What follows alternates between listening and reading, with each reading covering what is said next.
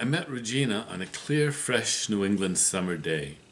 The Mill Falls Commons, where we set up the tables when the weather was good, was surrounded by colonial buildings that, like old neighbors, had gotten to know each other so well they no longer paid attention. Somehow this creates community in New England. Mill Falls Commons was inhabited by several magnificent trees. I know one of the largest was a maple because early every spring someone would hammer an old-fashioned spigot into the tree and hang a tin cup on it so passers-by could sample its sweet sap. Another was a hickory. Toward the end of our outdoor season, Mr. Staling would bring a couple of stones to the chess matches. While his opponent made his move, Mr. Staling would crack a handful of hickory nuts. He called them pig nuts, on the ground between his stones to munch on while he pondered his own move. It was one of the few times I saw him eat something other than convenience store snacks. He often offered to let me use his stones while he made his moves, but I wasn't interested. On a hot day, most of the players placed their tables under one of the tree's cooling branches.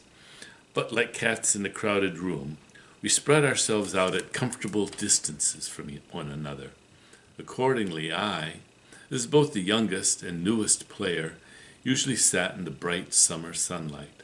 I actually considered this to be an advantage against older opponents who played at my table, whom I presumed to have less stamina.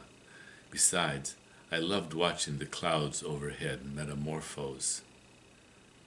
On the day I met Regina, the clouds were mere filaments riding a barely perceptible breeze. Regina, like a cloud, appeared to simply condense at my table without approaching. Her eyes were almost golden, as though she had brought a bit of sun down to earth. She was in her late 30s at the time, lithe enough that she appeared to be taller than she was, graceful enough that she seemed younger. Her blonde hair was tied up in a neat bun, held together with two burnished wood hair sticks, one light and one dark. She wore blue jeans and a long-sleeved yellow cotton shirt. Regina smiled at me as she hovered by my table. I fell in love. Of course, I was a 14-year-old boy, so that came pretty easy. Her smile was slightly asymmetrical, warm, but with a bit left over, as if she were greeting something no one else could fathom. I came to learn that she saw a great deal no one else could fathom. "Care for a game?" I asked as I set up the pieces up. I held out my hands with a piece in each hand for her to choose. You start, she said, taking a seat. I put the pieces back and played E4, thinking to try a Ruy Lopez opening. Regina rotated the board so the black pieces were on my side. "Keep going." She spoke so quietly I wasn't sure I heard her. "Why did you do that?" I asked. "You're not playing against your opponent. You're just playing yourself. I thought I'd get out of your way." More than a little intrigued by her comment, I rotated the board again. "I'll play against you." She smiled at my response. "By the way, I'm Regina," she said, surprising me by giving me her first name. I was used to addressing adults by the honorifics Mr. and Ms. Or Ron, I stammered back. She played E5, as I had expected. I countered with the Ruy Lopez opening.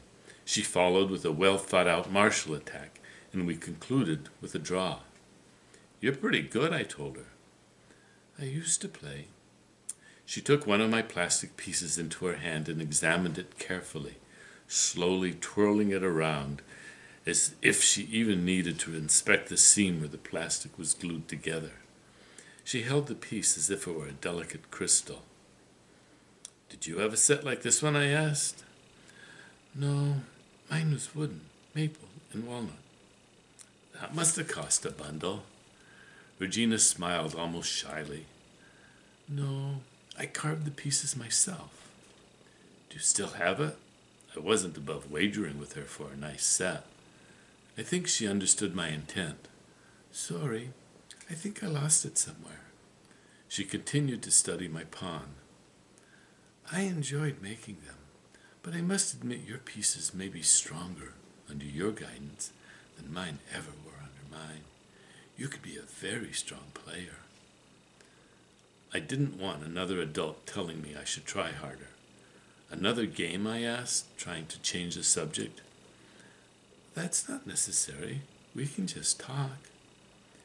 It would have taken a more mature pubescent boy than I was to be able to just converse with a beautiful woman over twice his age. Regina must have seen the panic in my eyes, and she changed her tack. Okay, another game then. We played, but at a slower pace. Regina had white this time, and we started the same way that I had the first game, e4. I won rather easily, but the second game took longer than the first because we talked while we played. What grade are you in? She started.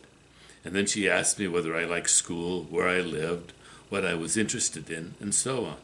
She asked all the questions a responsible adult should, and all the questions that bore teenagers. I wasn't particularly interested in anything at the time, especially school. It had never occurred to me that I could be a good student, or that it would lead anywhere if I were. I began to ask her about herself, mostly so I wouldn't have to mumble answers I didn't have. What do you do? I asked. I'm a physics professor. I had no idea what physics was. Here at the college? I haven't seen you play here before. Well, I don't play chess much anymore. And no, not here. I teach at Northern University. I'd never been to Northern, but I knew it was much larger than our local college, and that it was about an hour away in Foxfield. What's physics? She smiled again, her shy, slightly crooked smile. Figuring out how things work. Do you like teaching? She took a while to respond. A little, but I like figuring out how things work more. What are you doing here? Talking to you, she said, stating the obvious, but making it seem profound. But what brought you here?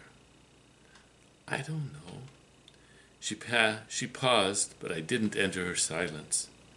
I didn't have a reason, and now I do. I felt I'd made her uncomfortable, so I tried to dig deeper. What do you like about figuring out how things work?